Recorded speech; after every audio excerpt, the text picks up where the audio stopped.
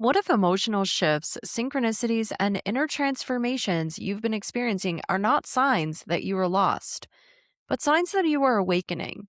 In this episode of High Frequency Mind Radio, I sit down with spiritual catalyst JJ Geronimo, who is here to explore the 6 phases of spiritual awakening, the wisdom of the moon phases, trusting your intuition, and learning how to navigate the deeper shifts happening within your own consciousness.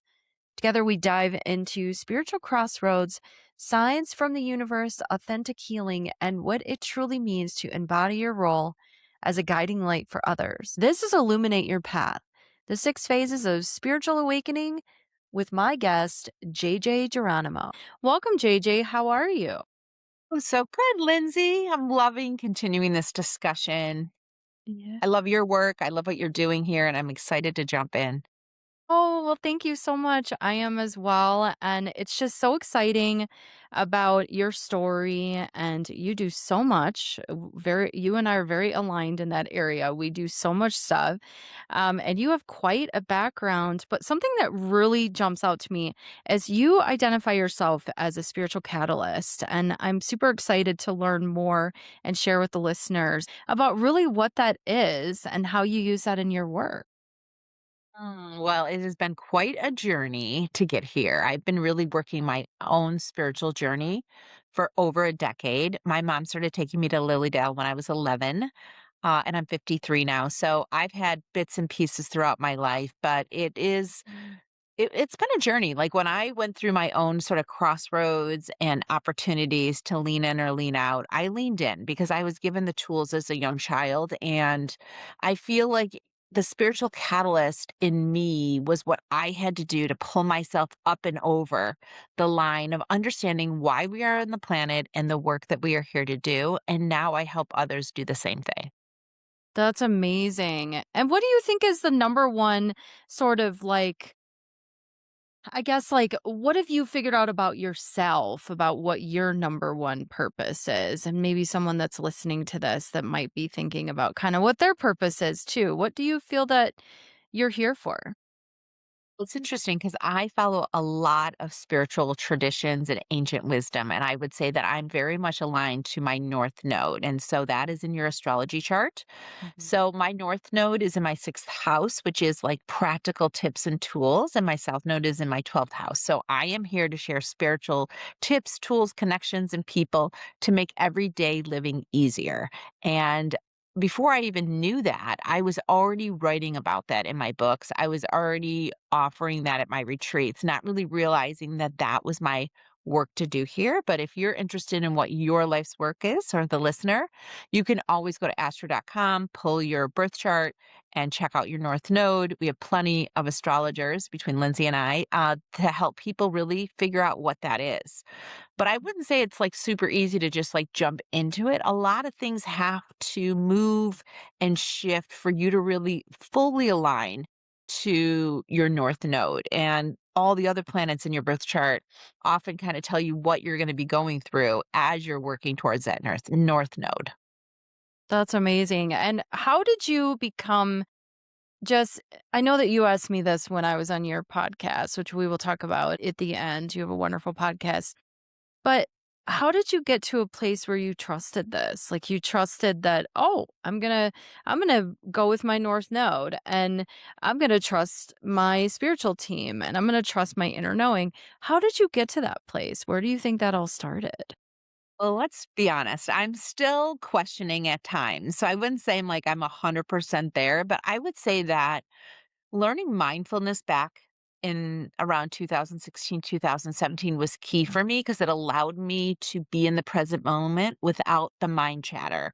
And I feel like I've always prided myself on getting things done and being sort of a person that pulled things across the line. And to do that, I'm always thinking and strategizing and figuring out what to do next and getting ahead of what could be coming down the pipeline. But by doing that, I also was not living in the present moment. And so one of my biggest hurdles and kind of my one of my biggest life lessons was to live in the present moment. And once I was able to really sort of crack the code on that, then I was able to notice the things that were happening around me, conversations, numbers, opportunities, invitations. And little by little, I was like, oh, there's no accident in some of these things. Like this is all sort of a path and a journey of where I'm going. And now I actually see it more clearly. Mhm. That's wonderful. And do you when you're seeing all these signs, do you the way that I see it is I feel like the universe is like a masterpiece. It's constantly creating a masterpiece for you and really how you're perceiving it. And do you feel that way that you're seeing all these different for somebody that might be listening to this, like, there's numerology and people talk about spirit guides or angels, colors. There could be a lot of different dreams, mindfulness, meditation, having experiences in meditation and channeling. And so, do you feel that? Do you feel that when you're doing this, do you feel you're almost like putting a masterpiece together of like all these different clues to create something that's giving you a message?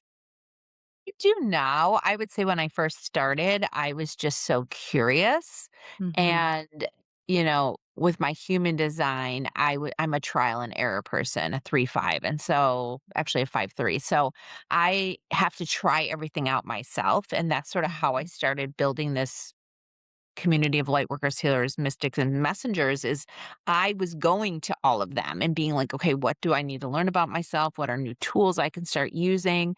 And when I started putting the details together for my third book, Seeking, I wanted to show people that these are people that live next door to you or down the street from you. These are not necessarily people that are sitting on a hill or in Sedona or Machu Picchu. They're actually people that live on the same streets as us. Their kids go to the same school. And so I started my second podcast because I wanted to show people that these are normal, everyday people that are going through things just like you. And by the way, their gift is, they're a Akashic record reader, they're an Mhm. astrologer, they're a medium, they know human design. And I needed to kind of see my life in all different directions, like a prism. Mhm. Mhm.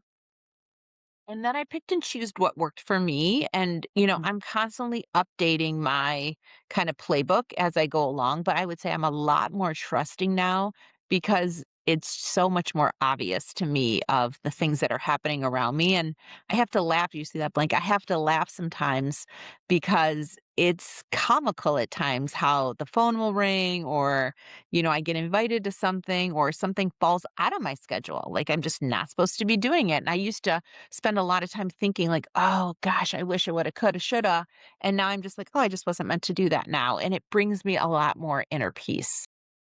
Absolutely, and I love that, and yes, every time we talk, there's some big blink that happens, and it's crazy. Last time we were talking on your podcast, I think it was, or another meeting we had, you put on a necklace, and when you put the crystal necklace on, there was all this light that came around you, and it was so beautiful. And that's so funny because you didn't even like call that in. It just you're just about to share something and the universe is like, oh wait, we need to make sure that that there's some sort of obvious, like you said, it's just so obvious. And that's exactly what you shared. It is obvious. It's interesting because I feel the more that people will often ask, I will have clients that will they won't necessarily see things. They won't be clairvoyant and they wanna be. But it's like, the more that you ascend, the more that you trust, the more that those things just show up naturally, and you can't not see it. You can't unsee it. It's just there. So this leads me into I'm really interested for you to talk about you have a new book that's coming out, which is Illuminate Your Path, and it's the 6 phases of spiritual awakening. And this is really beautiful because I know so much of what you share is about your story and what we're talking about in your new book, which comes out in May of 2026, so this year.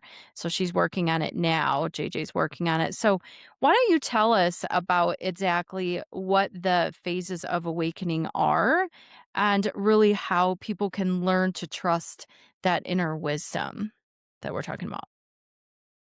Amazing, because I don't know if I thought I was going through the 6 phases of spiritual awakening, but as I interviewed different podcast guests and talked about their journey, how their gifts emerged, how they started to trust their gifts, because a lot of people have such beautiful gifts that they kind of brush off. They're like, "Oh, I've always done that." Or, "Someone told me not to use those gifts." Or, "I kind of do this sometimes, but I don't talk about it."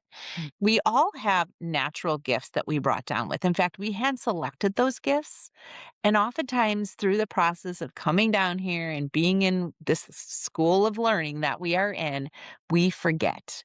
And things will happen in your life that give you the opportunity, or what I like to call the doorways, to lean in or walk through. And many times that starts with a crossroads. And Mm. that crossroads could be a passing of someone you love, you could be losing a job, you could get a medical diagnosis you weren't expecting, or someone in your family is. And I think these are the opportunities that really encourage us to get present and really work through the situation that is presented to us. And I like to say, get curious with, like, what are the resources available to you, different than maybe what you've been taught to do? What people can help you? I have a wonderful, John is a wonderful medical intuitive. I've sent many people to him to just get another layer of advice, and they've learned things about themselves in the process. So I think moving through from crossroads to curiosity to seeking, which is where I spent a lot of my years, was really understanding who I was, why I'm here, and the hurdles some people will call the wounded child or the inner work, the things I had to work through, which were my money stories, my relationship with my mother, perfectionism, self doubt. Like, I had to unearth all of that, as many of the guests do when they're leaning into their gifts, so that I could create space for more light and love. And I walk readers through 6 phases, because you may not get to all 6 in this lifetime, or you might go through all 6 3 times, depending on what you do. Like, I've met Akashic record readings that used to do Reiki, and now we're doing, geometry, architectural design based on, like, the structures of the pyramids. So you could go through it many times, or you don't. And either way, it's fine. You've already know what your soul's work is here to do, and allowing yourself to open up to what is possible is really what I characterize as the catalyst piece of the work.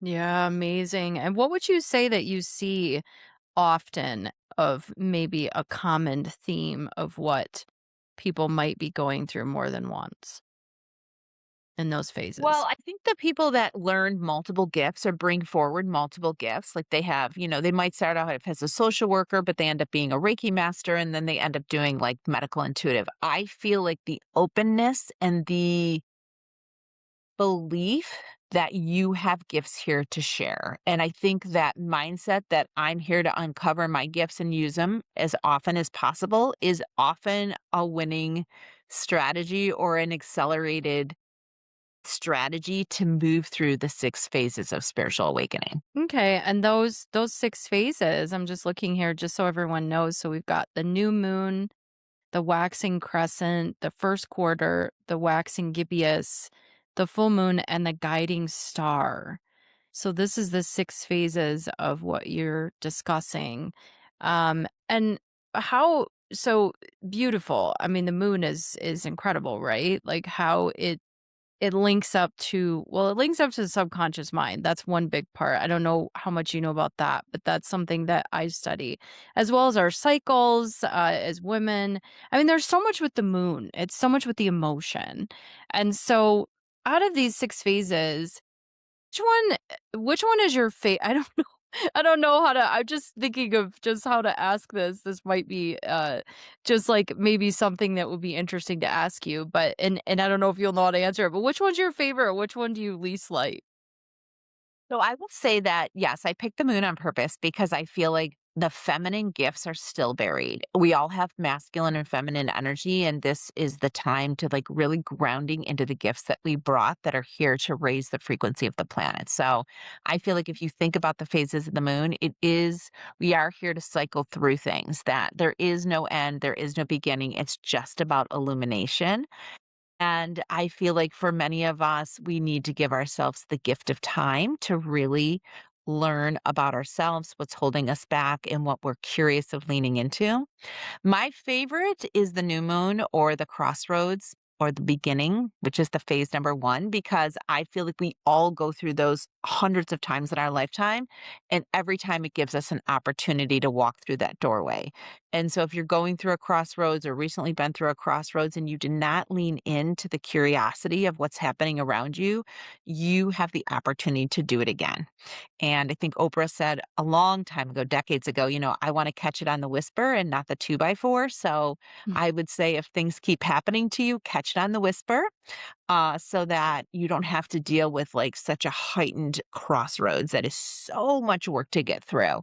So that's probably my favorite is the beginning because we all have them. And then as you move through the 6 phases, I think for a lot of us, you know, we often don't trust that we are here to help others. And I feel like when you heal yourself, those are the tools you can use to help others illuminate their path.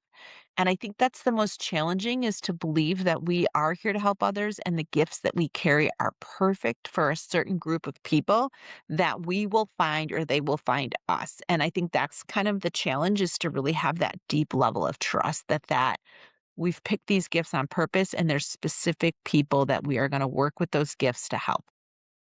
Absolutely. That's beautiful. And I love that you picked the crossroads. So essentially, I feel intuitively that you're so drawn to the transformation. That's really where your gift is that I'm here to help people through the transformation, but I like that sort of energy. I like the energy of helping and also with myself of having that I'm going to say challenge, having that challenge of I'm leveling it up. That's the catalyst, right? That's a spiritual catalyst. That's the alchemist. And so you really enjoy that energy. I do too, and it took me a long time to accept that because I kept thinking, why is this happening? Why do I always have all these things? And until you accept that, okay, well, this is what I'm here for. I'm here to understand the deeper root of really what transformation is and how can I alchemize this. So, yeah, beautiful. I absolutely love that. And what the guiding star, like I don't know a lot about that. Tell me about more about that phase. Yeah, well, you're definitely a guiding star. So, right, you've done the inner work, you've been curious, you've done the shifting, you've healed yourself, and now you're a guiding star for others. And people come to you for the gifts that have emerged through you. And this is why people can go through all 6 phases multiple times because some, light workers, healers, mystics have multiple offerings, and each one of them took them a portion of time to move through until they got to a place where they felt comfortable, and I feel like the most magical part of what I've been able to do over the last decade is I have not only visited hundreds of practitioners myself, is I've created a community for them, so not only do they work with each other and work on retreats, go to each other's retreats, sign up for different types of, sessions with each other. But I feel so confident that wherever you are in your journey, you can find a practitioner to help you get to the next step. And what would you say that you as a practitioner that is helping so many people, what do you think is the been the biggest challenge for you in your own spiritual awakening? Trust. It Trust? really is trust because I'm like, is this enough? Should I be doing more? Why am I not a full-time Mhm. astrologer? Like I question the validity of what I'm doing at times because I'm like, is this enough? Should I be doing something else? And I Mhm. have been reassured through many, many of my practitioners that I'm exactly where I need to be, that I need to pay attention to the opportunities present themselves and share the knowledge. And I feel like that advice is applicable to everybody. And I too question myself and I question, should I be doing this? Can I be doing this? And I think for all of us, the self doubt is so, so real. But I get up every day because I'm super passionate about what I'm doing and I love connecting all of these people to really help each other through their journey. And I honestly believe that's why we're here. Absolutely. Trust because you have to remember, well, you don't have to, but the whole point of the game is to remember what you truly are, and that's infinite source, infinite energy, infinite light. And so I bring this up often. This is a theme on this podcast because I'm here to educate. And I feel it's important for people to know the difference between a spiritual practitioner, energy practitioner, someone that is really truly in alignment, and doing this for the reason, not just for money, but doing this because it's a life passion. And I call them fake healers. And I think there's many of them now. And so I like people to talk about what exactly, and really people listening to this know what a fake healer is because I talk about it often. But essentially, there's just this whole, it's like people wanting a handbag, this handbag because it's popular. It seems to be very popular to be a healer now. So I want people to know the difference between someone that's actually has great intentions versus someone that's just looking to take your money. And we do know, JJ, that there is an awful lot of, I guess you could call psychics out there that just want to take your money and they're fortune tellers. And I don't even believe in any of that. I don't think it's real. So, what would you recommend for people if they are, because you work with so many different practitioners, what would you recommend for people to look out for or to find within themselves? How would you help somebody to be more comfortable with working with someone? Such a good question. Such a good question. I think our outside is a reflection of our inside. And so I work really hard at being authentic, being trustworthy, doing what I say I'm going to do, and just really being the best version of myself. And I work at that every single day. And we have opportunities minute by minute, hour by hour of the choices we make. I would say I'm very fortunate that I really haven't met like a phony practitioner. I haven't. Now, have I met practitioners that have been incredibly helpful? Yes. Have I met some that have not? Yes. But to me, each one of them is an opportunity for me to feel into how do I feel being in the presence of this person? Does this Mhm. feel good or does this feel scary? Does this feel illuminating or does this feel sluggish? I'm a big Mhm. believer in checking in no matter what you're doing. If you're hiring a client, if you're hiring a web designer, if you're getting a reading, if you're, traveling with someone, just like leaning into who you are and just sitting in the presence of your body. And you can use your body. Like people have Mhm. taught me before, like you stand still, like yes is forward, back is no, or ask your body, show me yes, show me no. And you can test things with your own body weight by just being in the presence of people. And I think it really gives you an opportunity to be present and use your body as a tool to check in and see how the experience feels before you jump into, a $5,000 retreat or a $5,000, session. Because I feel like for a lot of us, we just have to really hone in on how we are connecting with the energy, what we Mhm. expect out of it, and what our intuition is telling us. Yeah, that's amazing. It is the discernment in using your body as a tool. I call it the messenger from the soul. And your body really will tell you what the soul is trying to communicate. And yes, I agree. I don't experience this anymore, but as someone when I was awakening, there was a lot of people that came into my experience, and it helped me to awaken more to Mhm. myself. So alchemizing that. But it took me a long time to really be able to have that discernment because I think what I get is a lot of people that are empaths and healers that they want to help. And sometimes people get attracted to you that don't necessarily have the great best intentions. So I guess I could say the word would be naive for a long time. And so just for anyone that might have had that similar sort of experience, because you can kind of be angry. You come out of it maybe feeling angry that why did I trust that person? And so it's learning how to protect your energy so that you don't attract people into your experience like that anymore. Because we always attract what we need. And you're right, it is a mirror. So we need those experiences to be finally say to ourselves, okay, I'm done with this. I don't need this, I guess, lesson anymore, or whatever it is that that particular energy frequency was here to help you to awaken to. So, but yeah, I'm just always curious what people say because it is important that you people are working with people that have great intentions, practitioner healers that have great intentions, and are really here to help you in a very profound, deep way that is not just money focused.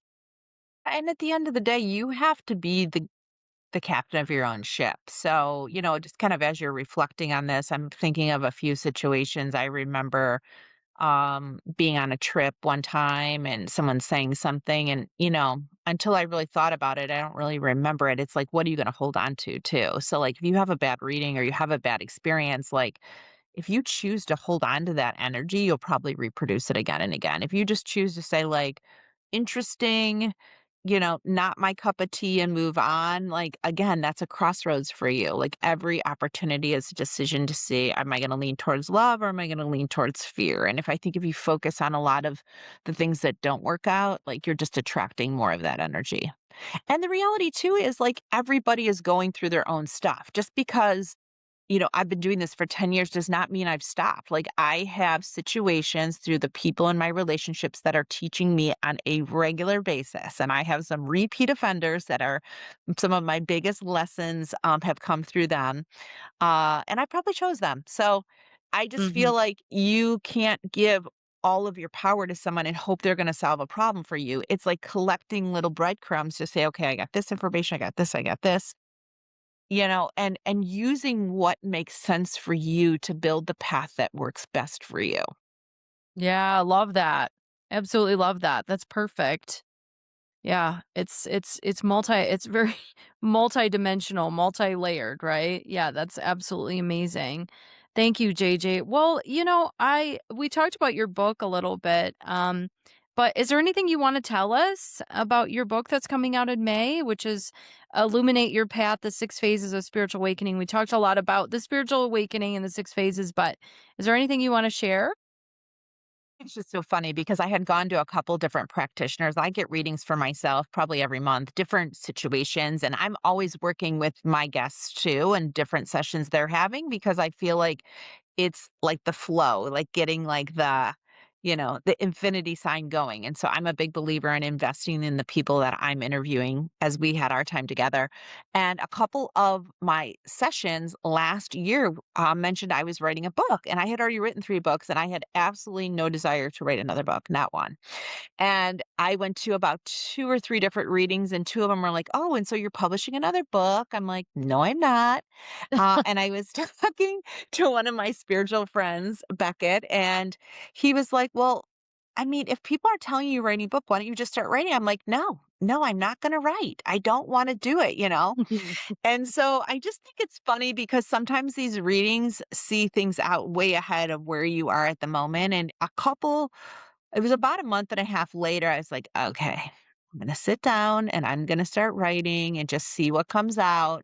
And it was like a flood of information. Like, I was like, wait, what is going on here?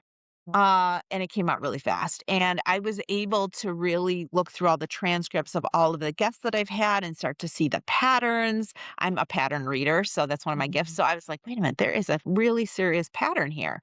And then I was looking back at my life, and, it came out much faster than I thought it was going to.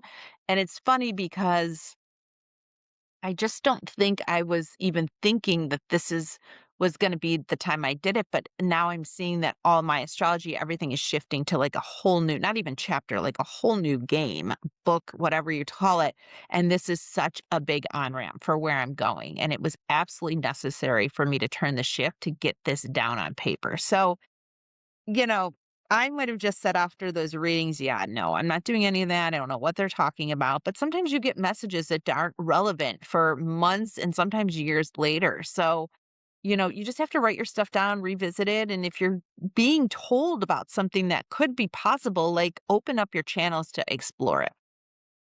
Absolutely. And it's interesting because these people that you've connected with, the practitioners and the readers and the healers that you work with and have become friends and your collective of your I say your peeps, um, that they're spirit guides. They're spirit guides, and that they are channeling from your higher self. And what we don't realize, well, I mean, you and I get this now, but maybe people listening to this is that we can get so caught up in the human mind that we've completely lost the connection with the higher mind, which is who we truly are. And so these people that are your peeps are channels that are opening to they don't have any ego attached to anything. They're just doing what they're good at, and they're channeling information from your higher self. And so this is really beautiful that you get this information, and your higher self was probably like saying like, "Hey, you got to like get her to write that fourth book. Like we really need to do this." And so all these friends of yours that that the other healers were able to get the message through, but it seemed foreign to you at the time because you're not even thinking about that because you're not connecting with your higher self in that way. And so yeah, it is very cool. I tell people all the time that people can come into your life. Spirit guides don't necessarily have to be in spirit. It Oh, could be a right. human. Mm. So true. I have so many of them around me. It's crazy. And they show up and they call me and say things. And I love this because now it gives people a path. And so if you're looking to be like, okay, where am I on this path? Am I even in phase one? Am I in phase four? There's going to Mhm. be a quiz below that you can check out that you Mhm. could determine where you are in your phases and what's the work you need to do now and what is the work ahead. And you might even want to reflect back to what is the work you've already done because there is a lot of celebration opportunities for where you've been to appreciate where you're going.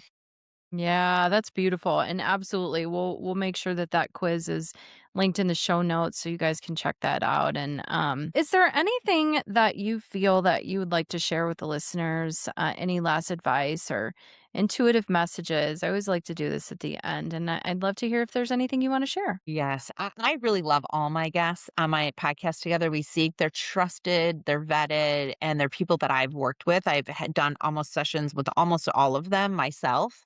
And I feel like if you're at a place where you're not sure what to do, you can just kind of page through different podcasts or come in the Together We Seek online community and just see who speaks to you because the messengers are here. They're here to help us and they've been through similar work. So I feel like if you need a little guidance, I'm working with Lindsay or myself to help you find, somebody that might be right for you based on where you're going. But I would also say just listen. Just listen. Like all practitioners that I met with came to me often through other people or through an email or a flyer I came across.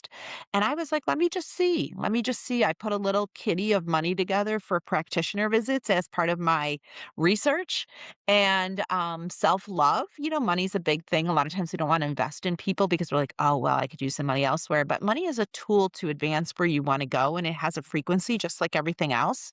And so getting a kitty together of a little bit of money that you can go visit different people and start to kind of put your breadcrumbs together, see what books cross your path, see what conversations you're leaning into, because all of those are messages to help you on your path. I love how you put all that together. Yeah, absolutely. Well, JJ, it was so wonderful to have you on the show today. And I'm just so excited about everything that you shared. And I will share everything in the show notes and make sure to check out her book, which is coming out in May. Super excited about that. And thank you so much. So much. I love this conversation and I'm excited for where you're going and the conversations you're having here. So thank you. If this episode resonated with you, don't forget to like, follow, share, and leave a review. It truly helps expand the reach of these conversations and connect this message with more people around the world. And exciting news, my new book, The High Frequency Mind, is coming out in June 2026. The pre order officially drops later this month, so stay tuned for updates, behind the scene previews, and exclusive announcements. You can also connect with me and join the community for more conversation around consciousness, intuition, healing, and awakening. Until next time, keep awakening, keep questioning, and keep remembering the truth of who you truly are.